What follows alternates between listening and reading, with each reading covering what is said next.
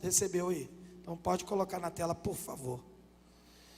Romanos capítulo 4, verso 9 até o verso 12. Vamos ler juntos. Na verdade, eu leio, os irmãos acompanham, mas vamos fazer juntos isso, né? O texto diz assim: destina-se esta felicidade apenas aos circuncisos ou também aos incircuncisos? Já dissemos que no caso de Abraão, a fé lhe foi creditada como justiça. Sob quais circunstâncias? Antes ou depois de ter sido circuncidado? Não foi depois, mas antes. Assim ele recebeu a circuncisão como sinal, como selo da justiça que ele tinha pela fé, quando ainda não fora circuncidado. Portanto, ele é o pai de todos os que creem, sem terem sido circuncidados, a fim de que a justiça fosse creditada também a eles.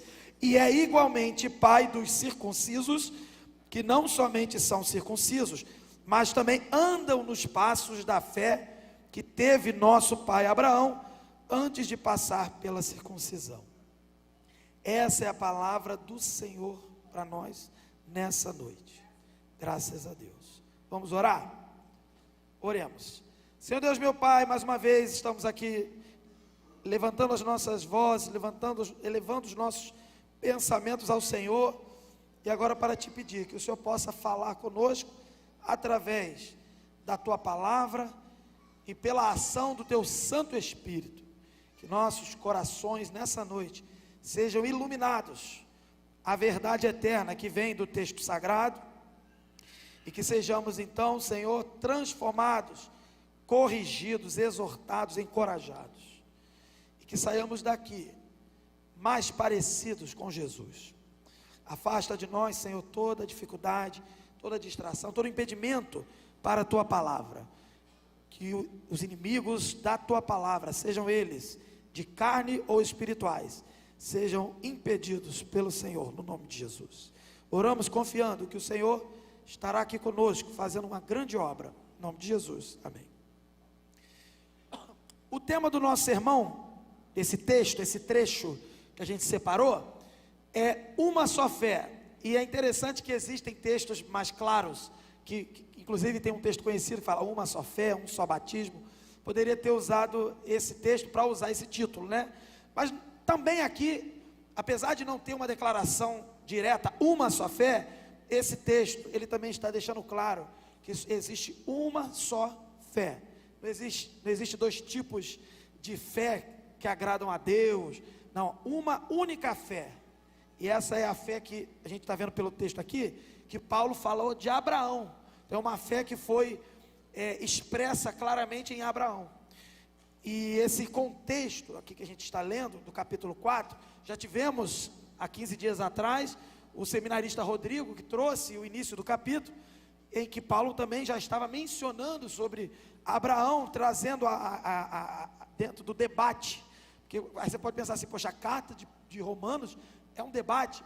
É um debate porque ele colocou uma pessoa imaginária para debater com ele na carta, justamente para já, quando a carta chegasse aos romanos, já respondesse os questionamentos. Ele se antecipou, e por isso nos ajuda muito, porque a gente vê que tem as próprias perguntas aí que ele já foi fazendo desde do capítulo 2, capítulo 3, e a gente vai vendo que Paulo, ele vai sempre tentando mostrar, porque ele mostrou primeiro que, no capítulo 1, que o ser humano, de maneira geral, e aqueles que não eram judeus, os gentios e os outros povos, eles estavam perdidos e condenados, e inclusive era um dos motivos que Paulo tinha para ir para a Espanha.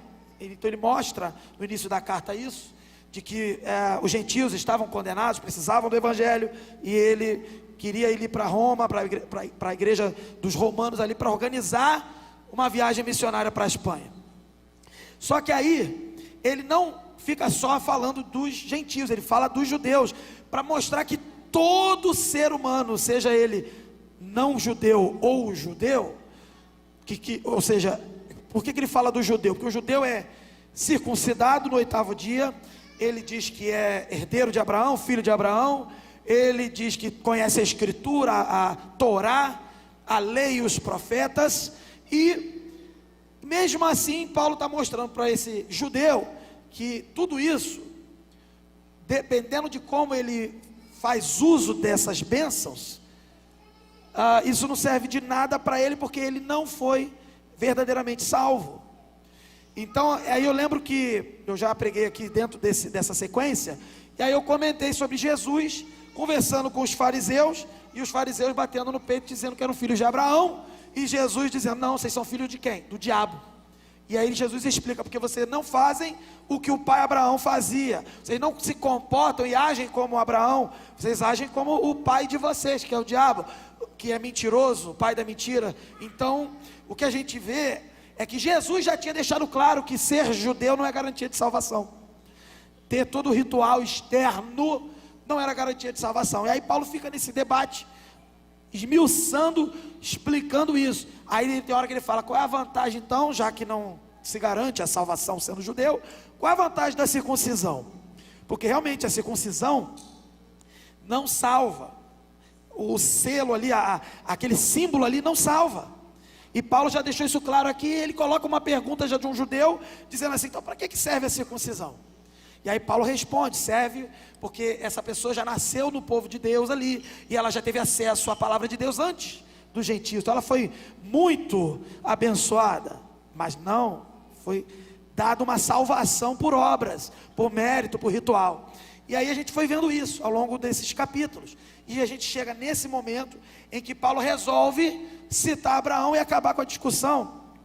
Vamos dizer assim, não vai acabar agora, mas o argumento de Abraão é forte, porque Abraão, aí no sermão anterior, na semana passada, o Rodrigo citou ali que Paulo cita Gênesis, capítulo 15, verso 6, Paulo cita Gênesis e o texto diz assim: e creu Abraão em Deus, e isso lhe foi imputado como justiça. Ou seja, a justificação, ela não vem de rituais, ela vem pelo que o texto de Gênesis mostra aqui, e que Paulo, no início do capítulo, nos primeiros 8 versículos, vai demonstrar, é que a justificação ela ocorre por meio da fé, pela fé. Abraão creu em Deus, então foi fé, e isso foi imputado como justiça, ou seja, ele foi considerado justo, por isso salvo, e todas as consequências de alguém que é salvo e serve a Deus.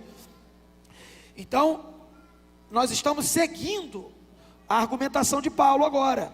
Paulo já falou disso, que isso foi, que Abraão creu, e aí ele coloca então uma pergunta. Então eu queria colocar na tela aí o slide.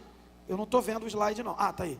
Então, o primeiro ponto que a gente vai discutir aqui, depois que ele mostrar que Abraão creu e isso foi imputado com justiça, é esse primeiro ponto aí do verso 9, ele faz uma pergunta, a pergunta do judeu imaginário, a pergunta do debate, né? E aí ele faz uma pergunta, e a pergunta é: até onde essa promessa que foi dada a Abraão, ela alcança, né? Até onde, a quem ela alcança, quais pessoas ela alcança, ela é só para o tempo de Abraão, ela vai para gerações, ela vai além do Velho Testamento. Então Paulo coloca uma pergunta, que é uma pergunta justamente que tentam fazer para dizer que o cristão, ele não tem acesso às bênçãos de Abraão, e que o cristão ele está vivendo uma outra realidade paralela, etc. E não é uma fé só, uma fé só. Aí a pergunta é assim: esta felicidade apenas aos circuncisos ou também aos incircuncisos? Ele está dizendo o seguinte: essa bênção, essas promessas de Deus, a salvação, a justificação, tudo isso, a restauração, a regeneração, tudo isso é só para quem é circuncidado? Ele já tinha falado sobre circuncisão, ou também para os incircuncisos? Ele faz a pergunta que o judeu tentava colocar como uma argumentação que não é só para a gente. Quem tem a circuncisão está se dando bem, quem não tem está perdido, segundo eles. E aí ele demonstra que o próprio Abraão, vai demonstrar aqui, que o próprio Abraão não precisou de circuncisão para desfrutar das bênçãos de Deus, da promessa de Deus. Veja, ele faz essa pergunta, e essa pergunta ela é uma pergunta importante, eu diria uma pergunta crítica, é um ponto crítico, porque se a resposta é que só serve para judeu, lascou para a gente aqui. E se a resposta for, vai além dos judeus, então deu certo para a gente provavelmente. Então aqui, ele faz essa pergunta, e essa pergunta gera uma dúvida que vai trazer uma resposta acerca da universalidade da promessa de Deus. Olha o termo técnico, universalidade da promessa de Deus, ou seja, é uma promessa universal para todas as pessoas, de todas as épocas, de todas as eras e de todos os lugares, mas ela precisa ser aplicada. Ela está disponível de forma universal, mas ela não é aplicada de forma universal, ela é aplicada por alguns critérios que a gente vai ver aqui, que Paulo já foi falando, e nós vamos ver aqui. Então a pergunta é essa: até onde vai essa bênção? Até onde vai a justificação? Até onde vai a salvação? Resposta. Ponto 2, por favor. No ponto 2 aí, que é o verso 10, a gente vai ver a resposta: justiça antes da circuncisão. Paulo aqui vai mostrar que a justificação vem antes do ritual. A justificação vem antes de você vir à igreja, ser membro da igreja. Algo acontece antes. E é isso que ele está falando aqui. E aí então, com muita sabedoria, Paulo ele vai responder a pergunta. E ele, no verso 10, engraçado que ele responde a pergunta fazendo uma segunda pergunta para responder. Aí ele fala assim: sob quais circunstâncias? Aí ele coloca, antes ou depois de ter sido circuncidado? E aí ele responde: não foi depois, mas antes. Ou seja, as bênçãos da promessa de Deus, elas acontecem, e aconteceram também para Abraão, e acontecem para quem serve a Deus, quem é de Deus, acontecem antes do ritual, antes de qualquer coisa que você faça, você se ajoelhar, se levantar, você se prostrar. Deus não está preocupado com rituais. Deus não quer rituais da gente, mas ele não quer dizer que não se deve ter rituais. Os rituais têm seu valor, têm sua importância, mas para a salvação, para a justificação, nunca.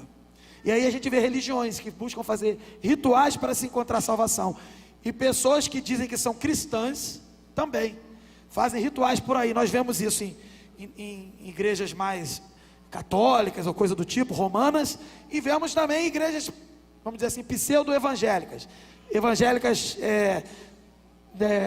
a gente chama de neopentecostais ou coisa do tipo, que a pessoa tem que ir lá comprar a rosa ungida, que tem que sei lá o que, tem que ir em 7 encontros para encontrar a bênção dela, tem que pular 7 vezes não sei o que. Não, isso aí já é outra religião, pular 7 ondas já é outra coisa, mas assim, sempre tem ritual, e tudo é baseado em fazer ritual para ganhar alguma coisa. E Paulo está deixando claro que nem o judeu que dizia, que os judeus lá falavam que era para fazer todo aquele ritual judaico, e assim você estaria inserido na salvação do povo, no povo, nem eles fazem, e nem Abraão, que é o pai, que é o patriarca, que é o inaugurador do povo, que é o pai da fé dos judeus.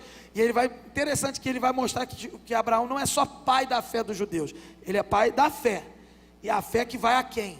Aos judeus e mais gente também. Então ele responde: antes ou depois da circuncisão? Sob quais circunstâncias essas bênçãos chegam para Abraão e também chegam para qualquer outra pessoa depois de Abraão? Chegam antes da circuncisão, ou seja, mais importante, é uma obra de fé que acontece antes do ritual. O ritual ele vem para externar, para confirmar, para anunciar o que interiormente já aconteceu. É isso que Paulo está falando aqui. E você pode dizer assim: pastor, que texto difícil, complicado, esquisito para a gente falar num culto jovem. Então, é a Bíblia, gente. Se o jovem não estudar um texto como esse, a gente está subestimando. Você vai para a escola, fica a semana inteira na escola, quem está na escola ou na faculdade, e estuda lá astronomia, física, química, um monte de troço doido. Ninguém subestima a sua capacidade de pensar, de raciocinar. Aí quando vem para a Bíblia, você fica assim: para que isso tudo, aquilo? É porque isso é substância para a gente. A gente, quando menos percebe, se pega indo para a igreja para cumprir ritual, achando que vai conquistar alguma coisa. E se você acreditar nisso, de repente você não foi salvo. De repente você só está pagando as suas promessas, e você não foi justificado, e você está acreditando, está convencido de que está indo para o céu, e lá no último dia você vai descobrir que não. Só que Deus colocou pessoas como eu, outros líderes que pregam, pastores e outros irmãos que fazem o PG, para abrir a Bíblia e dizer para você: não é por muito ir à igreja, por muito fazer ritual, não é. E aí tem o outro extremo também, aí já é o jovem mais sem vergonha. Pastor, então não é por muito ir à igreja? Então não precisa de igreja. Aí já vem o outro lado. Porque o ser humano não quer obedecer a Deus, ele quer pecar. Ou ele peca para ser muito religioso, idólatra da própria religião, ou ele peca para ser um libertino. Faço o que eu quiser na minha vida e que se dane. Percebe o perigo, a linha tênue? Paulo está colocando a gente, está colocando o ser humano que tem acesso a essa verdade eterna na linha certa que leva a Deus. E ele está falando de uma fé, uma única fé. Sim, não é ritual. Se você passou por rituais e acha que está garantido, meu irmão, não confie nisso. Ele respondeu aqui isso: Abraão não foi depois da circuncisão, foi antes. E ele continua. Ponto 3, vamos ver? Ele continua e mostra que Abraão é pai de todos os que creem. Ele não é pai só dos judeus que cumpriram rituais, ele é pai de todos os que creem. Ele vai dizer literalmente isso aqui. O texto diz assim, verso 11: assim ele recebeu a circuncisão como sinal, como selo da justiça que ele tinha pela fé, quando ainda não fora circuncidado. Percebe o que ele falou? Que Abraão recebeu a circuncisão como sinal, como um selo de uma justiça que ele recebeu antes, uma justiça que ele já tinha quando foi circuncidado, já tinha pela fé, quando ainda não fora circuncidado. Percebe? Se você for ver, a circuncisão de Abraão não acontece com 8 dias de vida. Para quem não lembra, Abraão, ele já era adulto, já era velho até, e ali ele passou por esse sinal que foi reproduzido depois as gerações, e foi feito com crianças de 8 dias, com meninos, obviamente, de 8 dias. Agora, Abraão não, Abraão já tinha uma vida pregressa, e ele foi circuncidado adulto. Então quando Paulo está falando isso, fala assim: Abraão já era salvo, já era justo, já era justificado. É isso que Paulo está falando aqui. Antes da circuncisão, Abraão já era justificado. Portanto, aí ele conclui: portanto, Abraão é o pai de todos os que creem. Aí ele fica tranquilo para dizer assim: quem crê em Deus, e naquele contexto de Paulo, que Paulo está falando ali, quem crê em Deus através agora do Evangelho, Jesus Cristo que já veio e tudo mais, quem crê, então é salvo pela fé, por meio da fé. É isso que Paulo está deixando claro aqui. E sim, Abraão é pai também de uma galera que não era judia, ou hebreu, ou descendente de Abraão. Mas Abraão, nesse sentido, ele é ascendente de toda uma galera. E não é uma galera de sangue biológico, né, hebreu, do povo hebreu, mas é uma galera de outro tipo de sangue, o sangue de Jesus. A fé em Jesus. Percebe isso? Aí ele continua: pai de todos e tal, os que creem sem terem sido circuncidados. Deixa claro, ele é pai daqueles que também não foram circuncidados. Ele também é pai deles, a fim de que a justiça fosse creditada também a eles. Então, meu querido, se você tem hoje acesso à justiça de Deus, você, em primeiro lugar, você tem que agradecer a Deus no plano dele, e dentro do plano dele passou também justificar Abraão lá atrás, ou seja, pela graça, obviamente, mas por meio da fé, não por meio de obras, por meio da fé. E isso deixa claro que a salvação só pode ocorrer por um único caminho, por um único meio. O termo é esse, meio, é por meio da fé. Fé em quem? Jesus, o Salvador.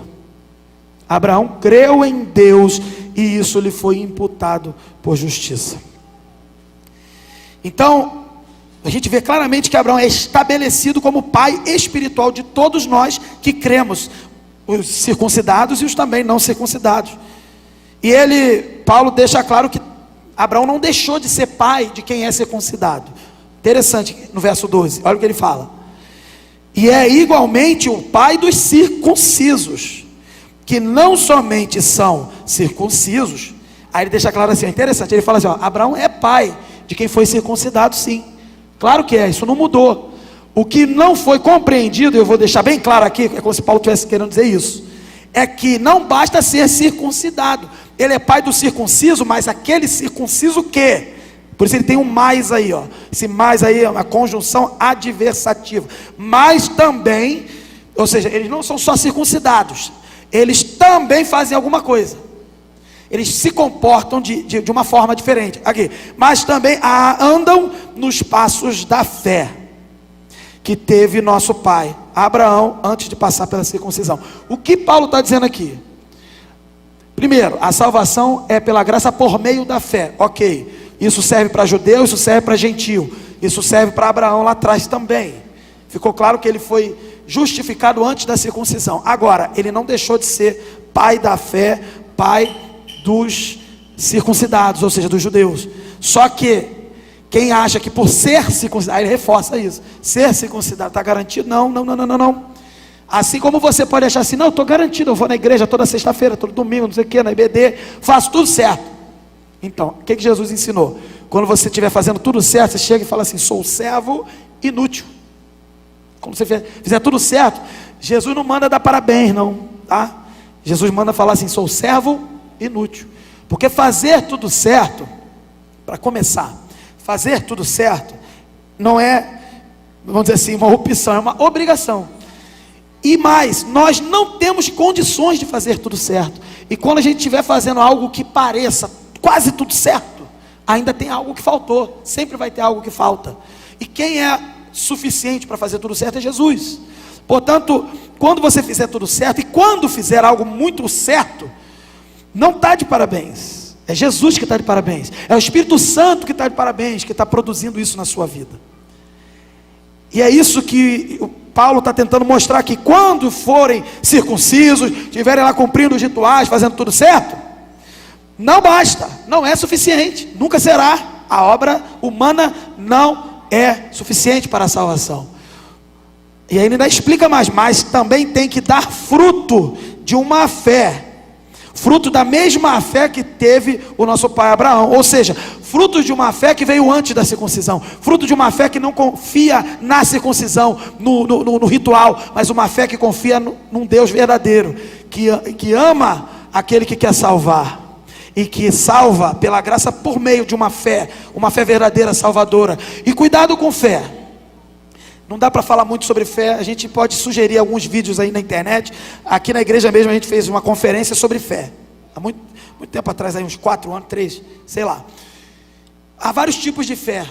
Tiago vai dizer que ter fé não é grande coisa, dependendo de como você exerce essa fé. Ele diz que até os demônios creem em Deus, até os demônios creem em Jesus, e os demônios serão salvos? Claro que não, claro que não. A questão aqui é qual fé. Aqui Paulo diz, não é qualquer fé, é a fé, a mesma fé que teve o nosso pai Abraão.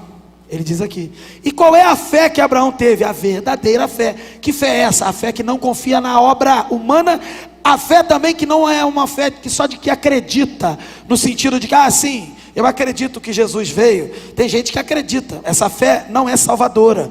Essa fé de acreditar, saber que aconteceu, é chamada de fé natural. Não, essa fé é uma fé que a pessoa acredita que Jesus veio, existiu e fez o que tinha que fazer aqui, e muito legal, mas isso não muda, não influencia a minha vida, eu sigo a minha vida do jeito que eu quiser.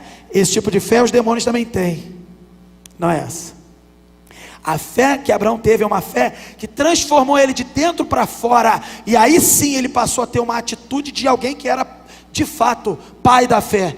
E uma prova de uma atitude de fé que Abraão teve, conhecida de todos nós, é o Monte Moriá, não é isso? No Monte Moriá, o que aconteceu lá? Deus pediu a ele para que ele sacrificasse o filho dele. Claro que era um símbolo, um sinal, uma sombra que apontava para o sacrifício do próprio filho de Deus, mas deixa quieto isso. Abraão foi lá e fez o que tinha que fazer, obedeceu, e na hora do golpe final ali para sacrificar o filho, o próprio Deus encerrou ali o ritual, e foi feita uma outra coisa. O que aconteceu então? Abraão creu em Deus. Abraão simplesmente creu em Deus, uma fé em que nada é maior do que o próprio Deus, nem a morte do filho é maior do que o próprio Deus. Deus é o dono da vida, o dono da morte, é o dono de todas as coisas. Se Ele dá a vida, Ele tira. Então alguém que tem fé em Deus é alguém que está disposto, como a gente falou, cantou, orou aqui, disposto a morrer. Porque, por exemplo, nós somos chamados a amar o nosso irmão. Um novo mandamento, amar o nosso irmão como Jesus amou. E como que Jesus amou? Morrendo. Então veja, como a gente pode ter uma fé que está disposta a sofrer o prejuízo em favor de inimigos, ou até de irmãos, nesse caso, irmãos em Cristo. É uma fé que com certeza te transformou de dentro para fora. Não é o de fora para dentro, ele foi fazendo tudo certo, foi melhorando, foi fazendo tudo certo, foi melhorando, não. Ele era todo errado, mas ele creu em Deus e aquilo foi transformando ele, e ele passou como consequência, como fruto dessa fé, a se comportar de forma, de acordo com o caráter de Deus, fazendo as coisas que o próprio Deus faria também. E nós também somos assim. Então Paulo está falando isso aqui. Não basta mesmo, Abraão é pai dos que não são da circuncisão, os gentios, que somos nós aqui, e ele também é pai dos que foram circuncidados, mas veja bem, mas que cumprem e se comportam de acordo com essa fé. E que fé é essa? A fé de Abraão. Aí a coisa funciona. Então a questão aqui é espiritual. Seja judeu, seja gentio, seja estrangeiro de qualquer outro lugar, é espiritual. Veja aqui, e o que isso implica para a nossa vida? O último ponto do nosso sermão. O que essa resposta de Paulo traz de implicações ali, no contexto e já para a nossa vida? Que através dessa argumentação ele vai reafirmar, ele está reafirmando, confirmando a continuidade do propósito de Deus. Um propósito que acontece em Abraão e vai até Jesus, é uma fé só. Mostrando então que a justificação por meio da fé é uma justificação que não é exterior, como o ritual da circuncisão e outros rituais que eu e você poderíamos fazer aqui na igreja. É uma justificação no coração. Por isso que Paulo, a gente já falou sobre isso, ele falou da circuncisão no coração. O coração tem que ser transformado. Primeiro a transformação interior, para depois isso ser expressado ou expresso, consequentemente, como fruto dessa transformação. Não adianta você querer fazer tudo certo, se lá dentro está tudo errado. Tem que ficar transformado, tem que ser transformado aqui primeiro. E daqui para fora, vai transformando para fora, vai transformando, vai transbordando, e vai entrando em contato, e vai transformando, e vai alcançando outras pessoas. É assim o cristianismo. É assim o plano de Deus, desde Gênesis até Apocalipse. É uma só fé. É uma só percepção do plano de Deus. É um plano só. É uma só aliança. A promessa para Abraão alcança quem crê em Jesus. A promessa de Abraão é uma promessa espiritual. Não vou aqui discutir a questão dos judeus, de Israel, de Jerusalém, Palestina. Isso é uma outra questão. Se há uma promessa material também, isso está sendo discutido ainda na teologia, mas que não há dúvida, que Paulo deixa claro, é que a promessa é espiritual, isso sim, e ela já tem se cumprido há gerações, e cumpre na sua vida também. Agora, se o judeu lá, o atual, sei lá quem é o judeu, o israelense na verdade, ele tem alguma promessa material, pode parecer que tem, às vezes parece que tem, né? Eu acho que às vezes parece, mas eu confesso que eu não tenho uma posição formada. Já pensei de um jeito, já pensei de outro. No final eu fico com o que é espiritual, que é o que realmente vale. No final de tudo, tudo vai passar, e o que vai ficar é o que é espiritual, a palavra de Deus. E então, terminando o nosso sermão, 4 aprendizados para a sua vida. Coloca na tela, por favor. Primeiro, a gente deve se aprofundar nas escrituras. A gente precisa se aprofundar no Velho Testamento. Tem gente que não gosta de estudar o Velho Testamento. O Velho Testamento parece que Deus é diferente. Algumas pessoas pensam assim, né? Ah, Deus era diferente. Não, Deus é o mesmo. Os seus olhos é que estão diferentes para ler o Velho Testamento. Claro que era uma outra época diferente, sim, mas o Deus é o mesmo, os princípios são o mesmo, a salvação pela mesma, pelo mesmo motivo, pela graça, e pelo mesmo meio da fé. Então eu encorajo vocês a mergulharem no Velho Testamento, verem que há graça também em Gênesis. Sabia disso? Há graça em Gênesis. Se não tivesse graça em Gênesis, ia dar ruim para nós. Entendeu? A Bíblia toda, ela conta uma história só, de um Deus que está irado com o pecador, mas tem misericórdia para salvar todo aquele que crê nele, e a partir de Jesus, crê naquilo que ele, Deus, fez em Jesus. Percebe? É uma só fé. Segundo ponto que a gente aprende aqui, que a gente deve viver de forma coerente com a fé. Paulo deixa claro que se for como os judeus do tempo dele, que só batiam no peito, que tinham rituais e tudo mais, chegava na rua a fazer outra coisa, e tinham lá seus pecados ocultos, e outros nem tão ocultos assim. A gente não foi chamado para viver assim. A gente foi chamado para viver uma vida coerente com a fé de Abraão, que nos alcançou. A fé que você tem hoje, a fé que te justifica. Terceiro ponto, a gente deve viver em unidade, porque veja, se é uma só fé, isso nos une, isso não nos separa, isso nos une. A gente daqui a pouco vai ter um querido irmão, vou chamar assim, estrangeiro, que vai dar uma palavra para a gente aqui, fala em outra língua, totalmente diferente da nossa, vai vir aqui, no finalzinho do culto aqui. Nós somos um com ele, por causa da fé, essa fé de Abraão, que chegou para mim e para você. Somos um. Então a gente não pode viver dentro da igreja se dividindo, competindo, tendo aqueles comportamentos que o próprio Paulo condena, quando fala, eu sou de Paulo, eu sou de Cefas, sou de Apolo. Na igreja não tem espaço para isso, porque nós temos uma só fé. Eu confesso que o meu gosto pessoal, eu posso não gostar de uma pessoa, não gostar, como eu não gosto de brócolis, se bem que eu gosto, na verdade eu gosto um pouquinho, mas tem dias que eu não gosto. Meu filho gosta mais, minha filha também. Minha esposa ensinou a gostarem de brócolis. Mas que seja. Quer ver outra coisa que eu não gosto? Sei lá, eu não gosto de muita manteiga. Tem coisa que eu não gosto, entendeu? Refrigerante eu não gosto. Aí são questões pessoais suas. E daí? Eu não gosto de fulano. Isso te dá o direito de não gostar. Por exemplo, não gosto de uma determinada comida que eu preciso comer para ter saúde. Aí por causa disso eu não vou comer? Eu não gosto, mas eu vou ter que comer. Eu não gosto do sabor de um remédio para me curar. Aí por causa disso eu não vou tomar? Tem que tomar. Então se eu não gosto de alguma pessoa, a Bíblia deixa claro que eu tenho que amar. E ainda tem mais, tem que amar até inimigo. É isso que está na Bíblia. E aí como é que faz? Eu não sei, se você não gosta, se eu não gosto, continua não gostando, o problema é seu. Agora, você tem que amar.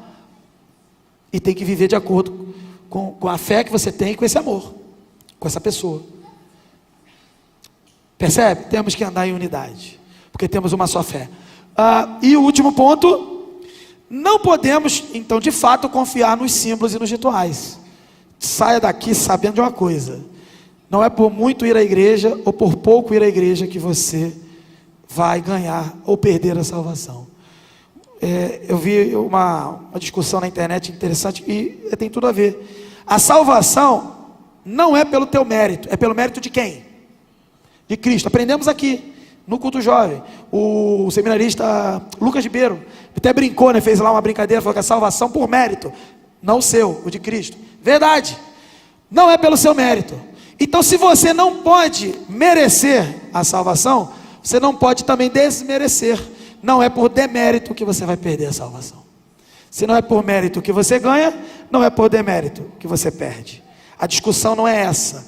A discussão é se você de verdade mesmo, verdadeiramente, é salvo. Isso te leva para uma vida de obediência. E se não te levar para uma vida de obediência, não é a fé que deu errado, é você que nunca teve essa fé. É você que nunca foi salvo. Não é o que Deus estabeleceu que deu errado, é você que sempre será o errado da história. E o alerta é esse: não confie nas coisas boas e certas que eventualmente você possa estar fazendo aqui na igreja ou em outro lugar para Deus. Não confie. Confie no Senhor, porque só Ele pode te salvar. Confie em Jesus Cristo para a sua salvação. Concluindo o nosso sermão, a gente refletiu hoje sobre verdades importantes, eternas, dentro do contexto do que a gente já estava falando, da justificação pela fé. E nós somos hoje então, queridos, convidados a renovar a nossa fé. Pedir para o irmão do teclado dar uma musiquinha aí para a gente, qualquer coisa aí. Não é pelo ritual mesmo que vai dar certo, não é? É pela fé, tá certo? Mas assim, a gente é convidado a renovar a nossa fé, o nosso compromisso com Jesus hoje. Você já parou para pensar, será que a sua fé está em dia, está calibrada? Ou tu está fraquejando na fé? Ou tu está, seu compromisso está falhando, não está muito coerente com o que você diz que é, servo de Deus. A gente é chamado hoje para renovar esse ardor, esse compromisso, esse ânimo, a fé, pelo nosso Senhor Jesus. É como Abraão, que creu contra a esperança. A esperança era contra, mas ele foi lá e creu, teve esperança. Totalmente convencido de que Deus ia resolver o que tinha que ser feito ali para a vida dele. Que esse chamado de hoje leve você e me leve junto, claro, a uma dedicação totalmente nova, renovada em Jesus, a Jesus, que te leve a uma paixão pela palavra de Deus, pelas Escrituras, e que te leve a uma comunhão profunda com os irmãos. Jesus já disse isso, eu repito, é muito fácil dentro da igreja você andar com quem você gosta. Anda com quem você não gosta e ama ela. Aí que eu quero ver. Meu amigo, você está dizendo que é de Deus, você está dizendo que é igual a Jesus, que tem que estar imitando Jesus. Como é que vai ser? Vai ficar nessa hipocrisia andando só com o coleguinha que fala que dá tapinha nas costas, que pô, você está bem? Tem que andar com quem você não gosta. Carregue a cruz. Ame o seu irmão. Que a nossa fé não seja apenas, como eu falei já, no interior, mas que ela possa ser uma força transformadora, que vai levar a gente a agir com justiça. Agir com justiça é ser coerente com a justificação que te alcançou. A amar com misericórdia, se colocar na miséria do outro e ajudar, mesmo que ela não mereça, porque você também não merecia. Que a gente possa ser levado a caminhar em obediência a Deus.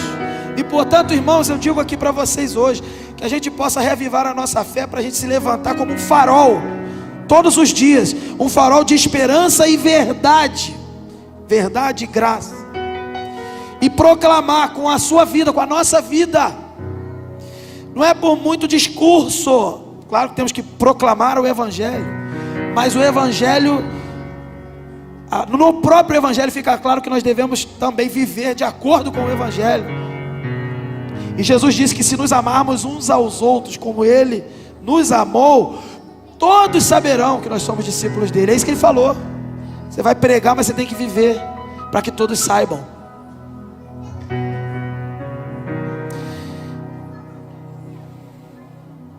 Que a gente possa então proclamar, não só com a voz, mas com a nossa vida, a maravilhosa graça de Jesus, nosso Salvador, que é o autor e consumador da nossa fé.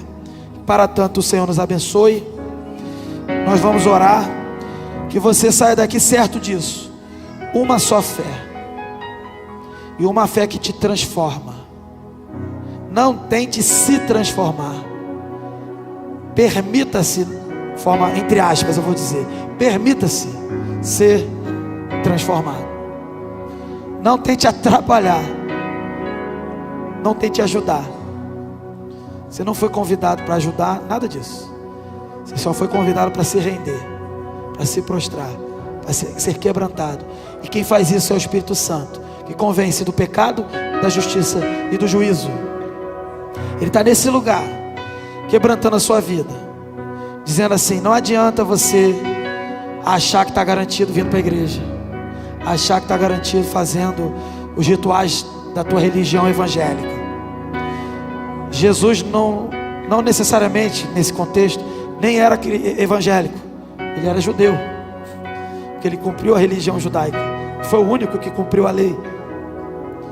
Não é por religião, ou melhor dizendo, Jesus é a única religião. Jesus é o único que faz a palavra religião funcionar de verdade. Ou seja, é o único que nos religa a Deus. Não confie na religião, confie em Jesus e seja transformado de glória em glória, santificado em obediência ao Senhor. Vamos orar.